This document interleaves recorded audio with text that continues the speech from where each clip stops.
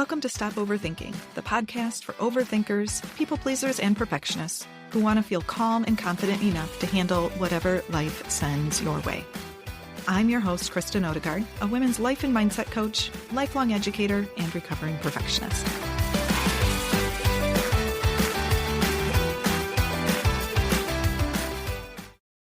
Welcome back to the Stop Overthinking podcast. I have a guest with us today. Laura Cina is a licensed clinical social worker. She is also an anxious overthinker who is experienced in helping others overcome their worry and transform it into confidence. She has been an overthinker, a people pleaser, and an overgiver, and has used mindset work as a component of healing. And using both her personal and professional experience, she has a lot of thoughts and tips to share with us today. So welcome, Laura, and please tell us a little bit more about yourself. Hi, I'm so happy to be here.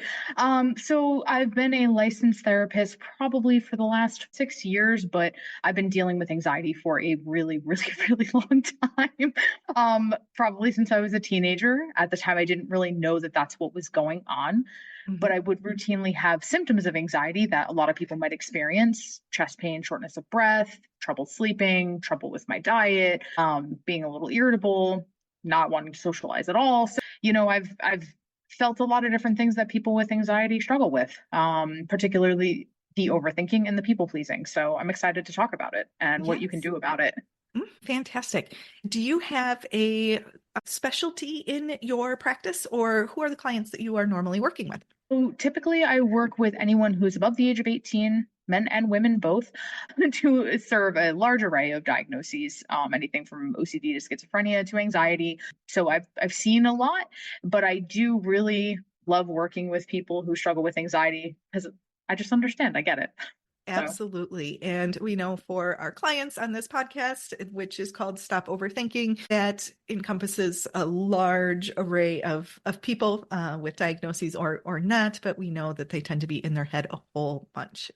Let's talk about, as you were growing up with some of that anxiety, you mentioned to me that you really like to be a fixer in life and in your relationships. Can you expand on that a little bit? Oh man, yeah. So I've done everything to sitting down to sending people books, helping them make budgets, to sending them therapists, and giving them my own clinical suggestions when they've asked for it. And I mean, you name it, I've tried to encourage people to go in what I thought was the right direction for them, or things that they would tell me that they wanted to work on. If they didn't have the motivation to go through and do it themselves, I went to Google and there it went.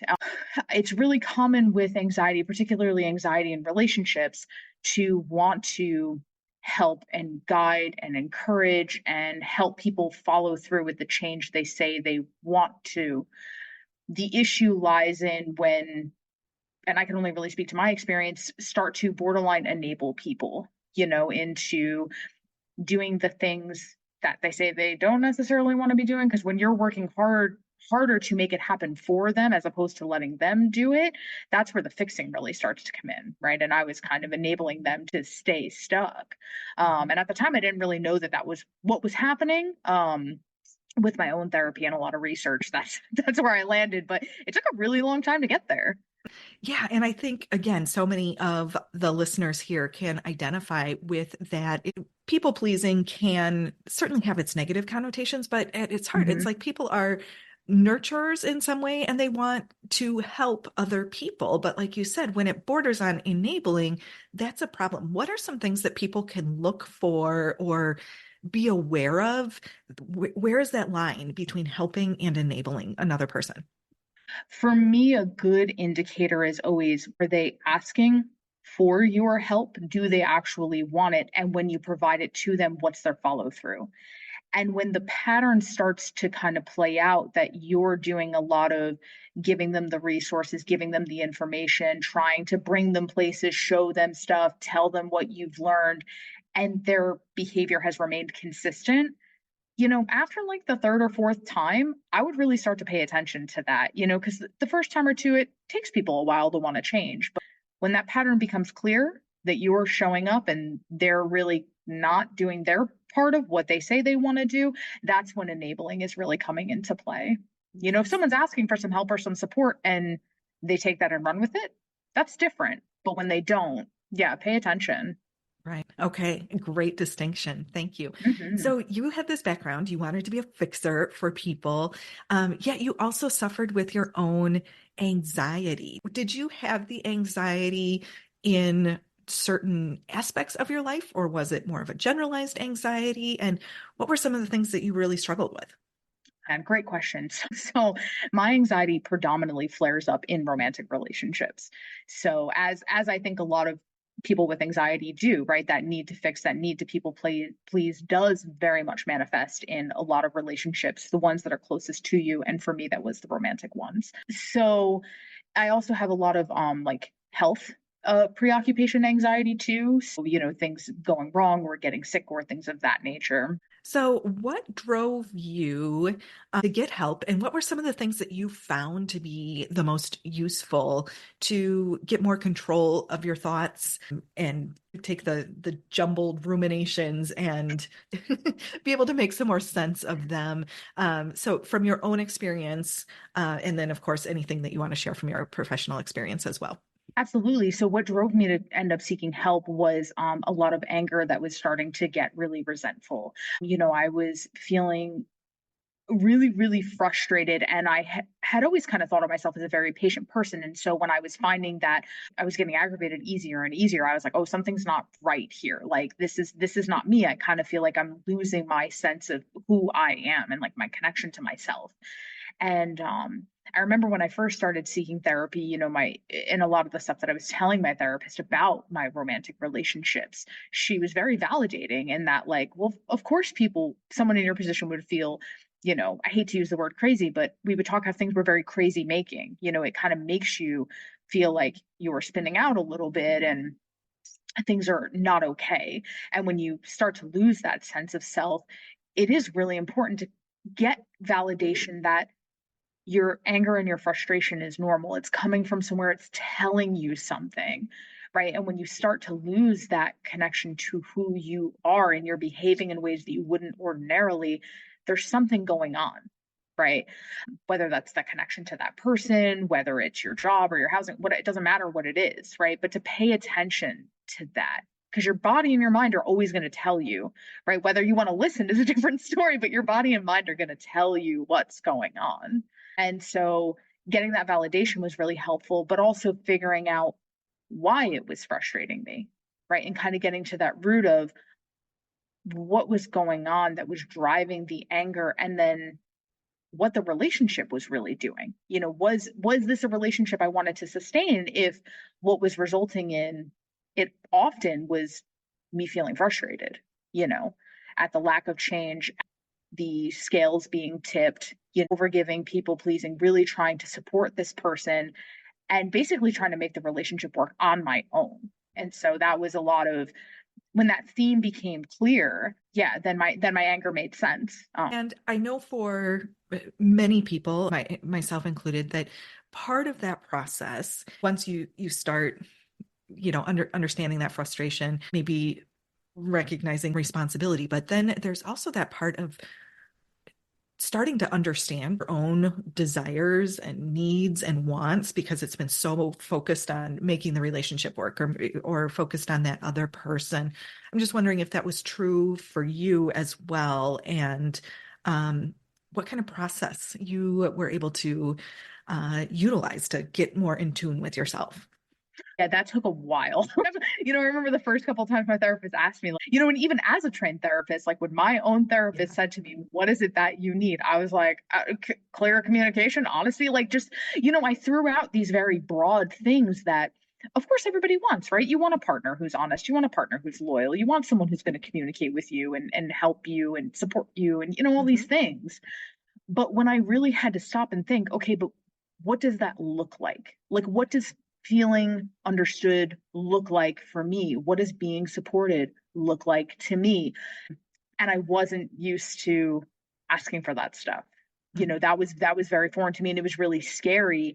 And that's where the people pleasing and the anxiety really flared because my partner was going through some stuff at the time, and partners that I had in the past too. I mean, several of them had dealt with depression, some pretty bad family dynamics, their own challenges with emotional regulation when it came to anger and other things. And, who was I to ask for something when they were so clearly struggling, right? Mhm. So it really was about trying to define that stuff, but then it was getting comfortable even asking for it. And so a lot of what I had to learn was that boundary, and that it was okay for me to have those needs, Mhm. and to really examine why I kept ending up in relationships with partners who I couldn't, get those needs met by, right? There really was no balance. So a lot of what I do with my own clients, and a lot of what my therapist did with me, is CBT. So Mhm. some of you may have heard about this. It's cognitive behavioral therapy. It's pretty common.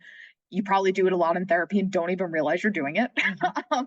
It's a lot of looking at your thoughts, which impact your feelings and then your behavior, Sure. right? So what are you thinking about the situation, and Mhm. how is that making you feel? How are you responding?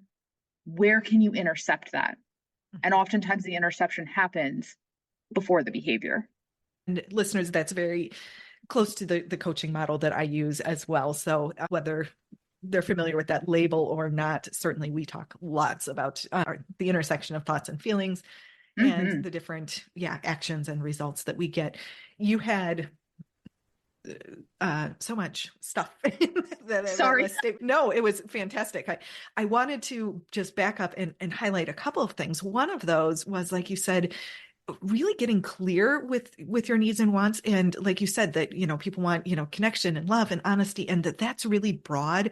But to really hone in on what does that mean, I think is just really important. And sometimes we forget about it or assume that what we make it mean that somebody is honest or showing up for us, that another person is going to have that same definition Oh, and yeah. that same understanding. And so again, just to point that out for our listeners as well, that really breaking that down, not just so that you know what it means, but then, like you said, to be able to have that conversation. We talked about there was again some anxiety and some discomfort in having some of those conversations. Do you have any suggestions for somebody broaching with their partner to get deeper and to talk about that? Any tips or strategies for them to consider to introduce that into a conversation? Yeah, I think part of getting comfortable with it, I found writing to be beneficial. Because I was so anxious and because I would overthink things, I would get really concerned about how I was going to say it, when I was going to say it, how it was going to come out, all that kind of stuff. And so what I would do sometimes is I would write it down first. And then I would kind of prep myself with, okay, how do I want to say this? How clear is this? Can I be more clear? And it was almost kind of like getting myself ready. Like I was kind of being my own like emotional hype woman, trying to like Yeah, to yeah. prepare myself, for the hard conversation that Mhm. felt really scary. And really reminding myself that they might not be able to do this. And if they can't do this, what does this mean for me?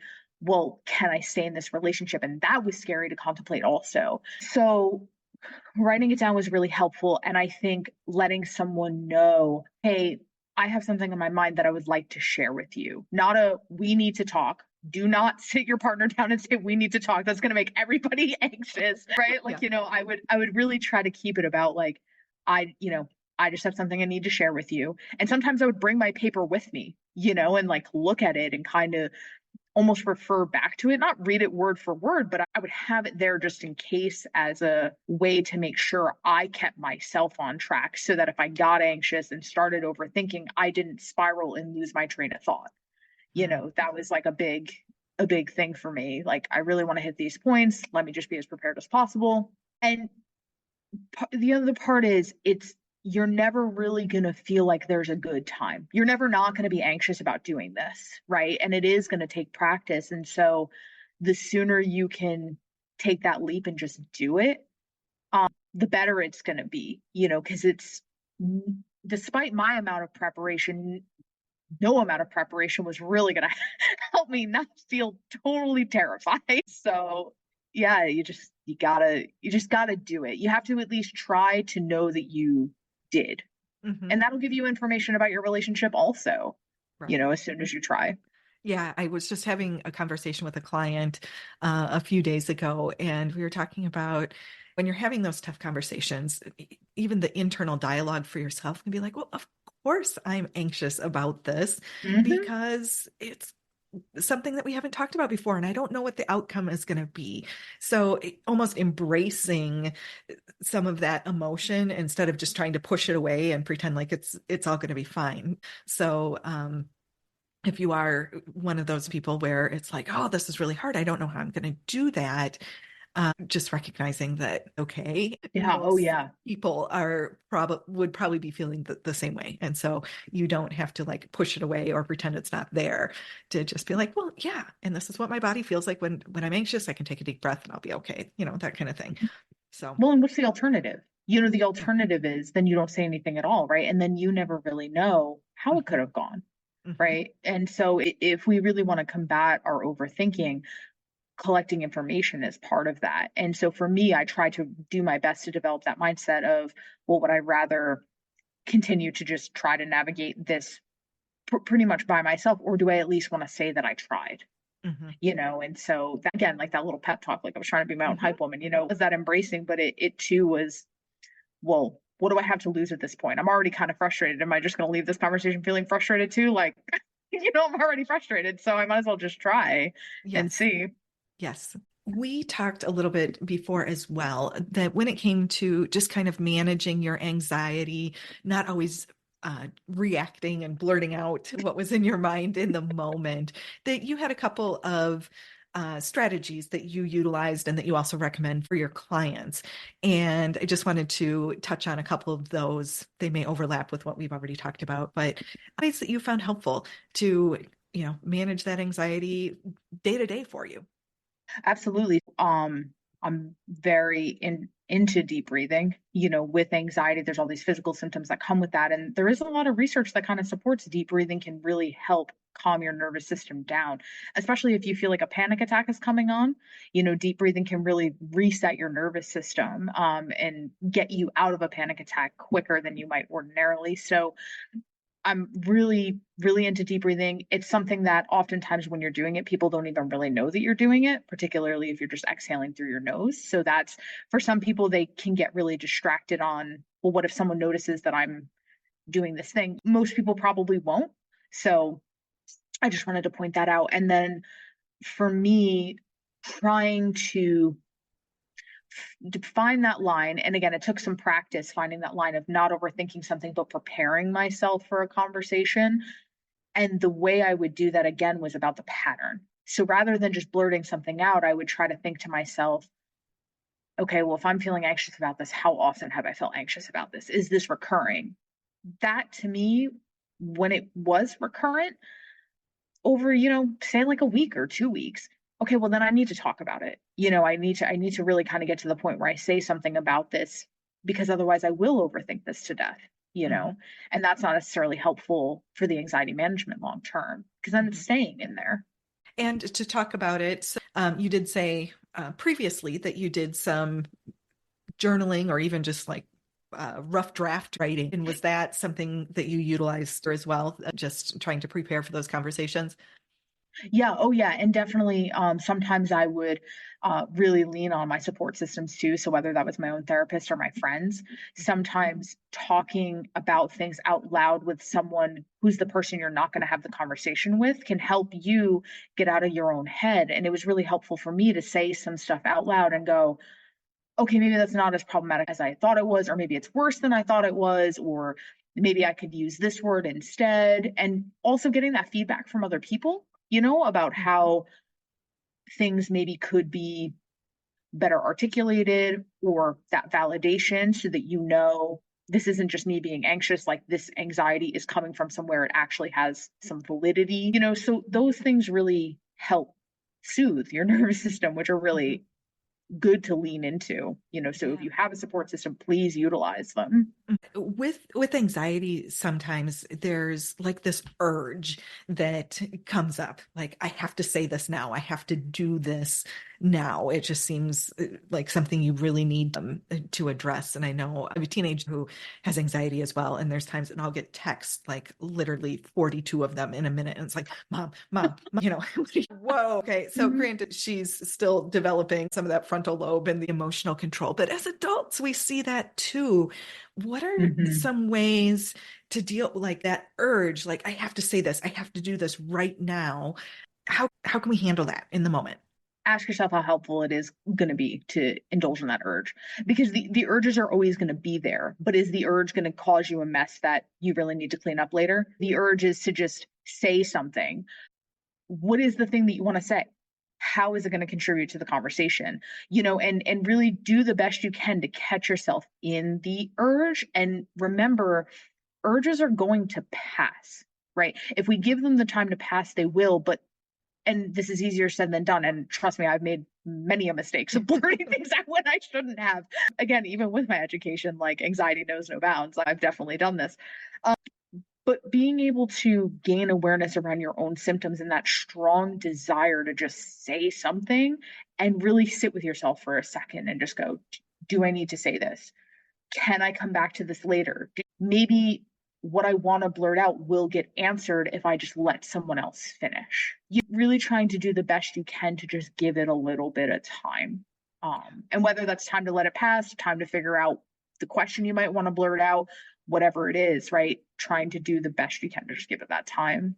Hmm. Yeah, it's like really just reminding yourself to pause, which can be so helpful with any intense emotion, right? Whether, if Mhm. it's anger, frustration, or uh, rejection, any of those. I mean, I can think of just intense situation. You just want to blurt this out and say it. And right, that remembering to pause can be so helpful. Absolutely. Especially, like, for me, it was always about it was the anxiety anger combo. And just when I want to blurt something out and I just kind of want to make my point, and sometimes I didn't even really want to hear what someone else had to say, because I just had to say what I needed to say because I thought I was going to forget it, or I wanted to call somebody out on something. And it really it didn't do anything good for me or for the other person, because all it did was just agitate me more, right? I was feeding into my own kind of bad cycle. And at the time, I didn't realize that. It took a long time to really figure that out. But yeah, pay attention to it, because Right. it usually does kind of calm down with some time.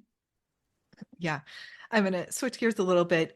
You referred to yourself at one point as the queen of invalidation. Yes. And before we started recording this episode, and just really kind of going back into that people pleasing mode for the sake of making things work. But I think this is something a lot of the listeners can really identify with as well, is just kind of um, not feeling empowered, not feeling confident. And as a result, it's really invalidating of yourself. And just wondering if you can talk more about how that showed up in your life and then also how you worked through it. So the word should would come up a lot. I should do this, or I shouldn't do that, or I should feel this way, or I should be helping them do this thing. Or again, kind of being really preoccupied with what they had going on and feeling that there wasn't really space for me to express or talk about what was going on with me, or how their behavior might have been impacting me or our relationship. And so um a lot of it really manifested in trying to always problem solve and trying to fix, and my focal point was never really about what it looked like for me. It was always, what could I do for you? How can I make this better? I invalidated myself so much that I didn't even think about my own feelings. That was not something that really occurred until way later. Did you see this Therapy. in all aspects of your life, or was it again more centered like towards relationships or, um, other areas? It was mostly centered towards relationships. I mean, sometimes this would manifest a little bit with work and stuff, but predominantly it was romantic relationships. I had several friendships actually that I ultimately ended up letting go of because it manifested there as well, where the scales were really, really tipped. And I was doing a lot of giving and supporting and encouraging for them, and they were just very, very stuck. And it became clear after, unfortunately, a series of years that I was like, I can't keep doing this. But predominantly in romantic relationships. And so therapy was really beneficial for that. Really thinking about and reflecting on things that my friends and I would talk about and how I was also encouraging them to think a lot about what they needed and how things impacted them. And then this light bulb just kind of went off one day where I was like, well, what do I need? What would make me happy? What would make me feel like this relationship was beneficial? So I think being surrounded by other situations that kind of mirrored my own Hmm. Hmm. and seeing how it impacted other people too, I was like, there's some similarities here. Yeah. I don't really Yeah. want to. I don't really want to keep dealing with this. So when you kind of are coming into your own, you're figuring out, your wants, your needs, your own feelings, that sort of thing. Inevitably, there comes a time of having to figure out something about boundaries as well to start protecting your time and energy with that. What did that look like for you as you started, uh, trying to determine where you needed boundaries, how you were going to set them, people you were going to be with? Just what was that like for you? So for me, when I started to feel my anxiety and anger kind of creeping up, and this was something that I meant to mention earlier, in addition to urges needing time to kind of let them subside, taking space is also pretty big for me and has been really beneficial for me. So when I would get into heated conversations or fights with my partner, I kind of implemented the boundary of I just need a few minutes and I will come back, but I need a few minutes. That was kind of where it started.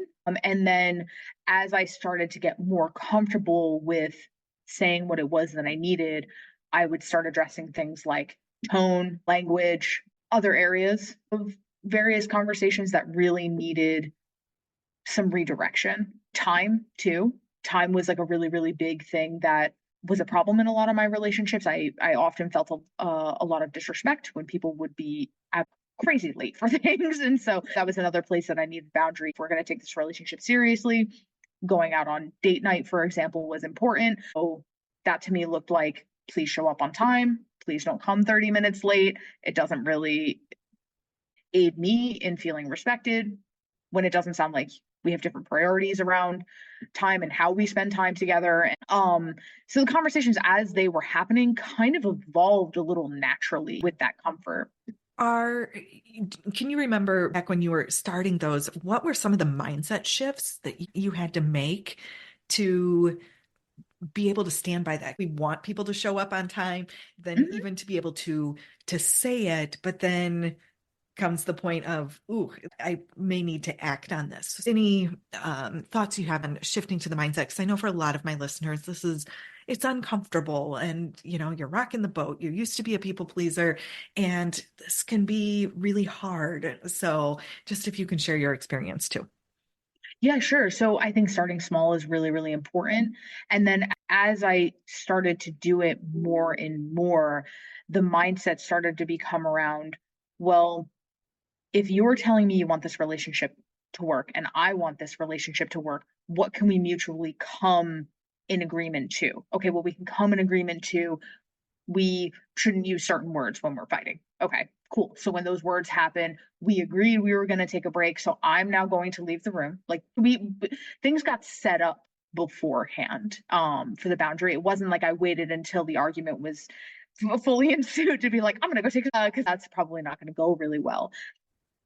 When I initially started to do it, it was very scary, but I started to kind of hit a point in my relationships where, well, if these things don't happen, then the relationship is not going to be able to continue. So again, let me at least, like I said earlier, let me at least just try because what's the worst that's going to happen? And then as I got more comfortable saying it, I just almost became less tolerant. It's almost like when you say something out loud, you just like manifest it into existence. And it was just, it was happening and that ball started rolling. So I think anyone who's listening, if you can just say it, saying it makes it real, right? Saying it, then there's no taking it back. Right. Once it's out there, it's out there. And then it is about you trusting yourself enough to continue to enforce it and uphold it. Because the thing with boundaries is the consistency. Right. You know, if you tell someone come on time, and then they don't, and you don't have a conversation about it, well, then we've fallen back into the enabling pattern, right? Mhm. So that was part of it too, is getting comfortable with upholding that level of consistency, which was hard. It was Mhm. hard. Right. And again, I think it comes back to so much of just being able to understand uncomfortable emotions in our own body, Mhm. because so many of the reasons that we go into people pleasing or enabling or any of those things is to try and avoid some of those uncomfortable feelings. Again, something I talk about a lot with listeners, and just whether that's with a therapist or practicing with your friends or working with a coach or however you're going to do that, to be able to sit with some of those tough feelings. So along those lines, for our people who, just really don't want to feel uncomfortable or sit with it, what would you suggest to start that process? My goodness. Well, the uncomfortability, I hate it too. Yeah. I hate it too. We all do, right? We all do. It's not it's just human nature to want to resist that kind of stuff. But I've really tried to do what I can to shift my mindset to looking at it as information. It's not good, it's not bad, but it's telling me something. So what is it telling me? Right? Is it telling me where I need a better boundary? Is it telling me where I maybe need to loosen a boundary? Is it telling me where a conversation needs to be had? I don't know. Right? But it's telling me something. It could just be merely telling me I'm growing. I'm doing something different. This change, uncomfortable, but will be beneficial. So be careful about what you attribute to the uncomfortable feelings, right? Because they don't have to always be bad or negative. This really could be a good sign of you're learning and something is different. And that's so essential for your anxiety management. Yeah, I love that it's really data and bringing you information. And that's a great point. So, as you were kind of going through your journey and building your confidence as part of that, you different hobbies and things that you found. And I just think this is fascinating. So, can you share with our listeners just some of the ways that you found to help you build your confidence, and what that has brought to your life with that newfound, you know, sense of empowerment too? Absolutely.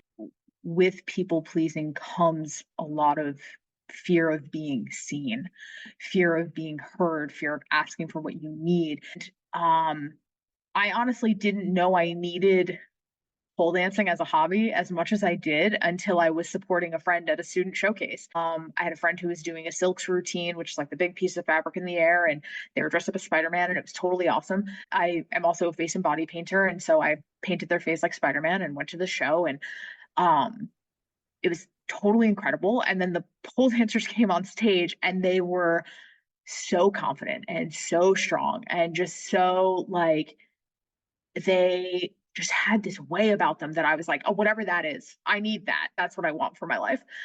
And then within a few months, I rearranged my schedule, and I've been pole dancing for this year will be 5 years. And I'm actually certified to teach floor work, which is basically everything that kind of is around the pole. So it's Mhm. movement that's totally on the floor.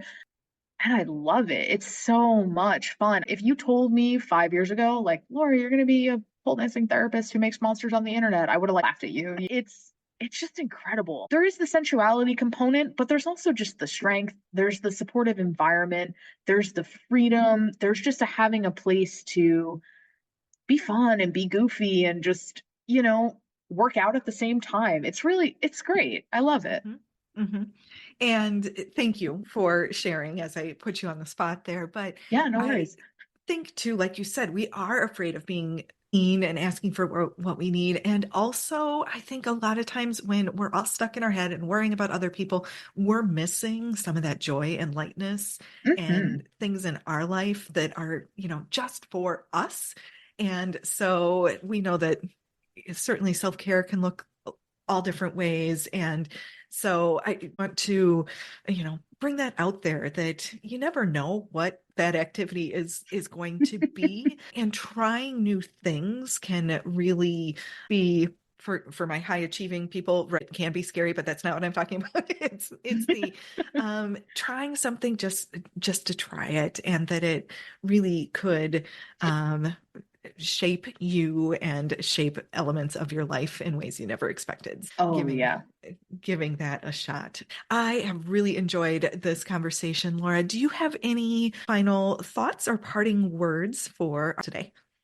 No, I think this was a great conversation. I hope there were some helpful tips in here. I just, again, write it down, just try it. There will be no perfect opportunity.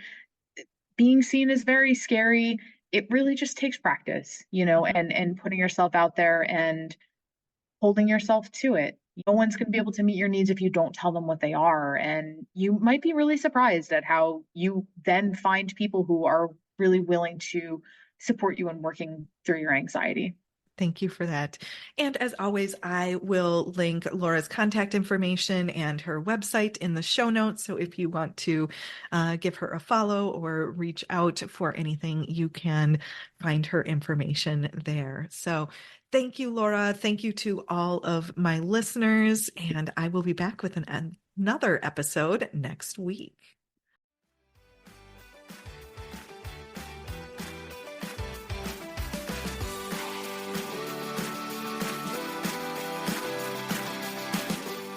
Thank you for listening to the Stop Overthinking podcast with Kristen Odegaard. If you enjoyed this episode, please share it with someone else who would benefit from the message. To learn more about working with me and links to social media and free resources, head over to my website, coachwithkristen.com. That's Kristen spelled Kristen. Be sure to subscribe to the podcast so you don't miss future episodes. Have a great week.